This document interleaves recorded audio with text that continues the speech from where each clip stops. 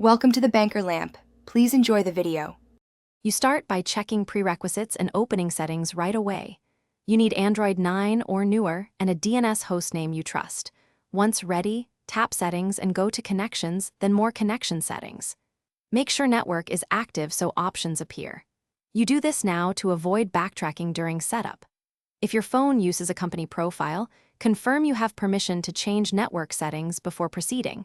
This prevents blocked options later. Now you enable Private DNS and enter the hostname.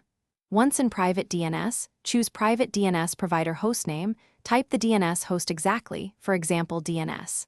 Add and tap Save. You do this so DNS queries go to that encrypted resolver instead of plain text.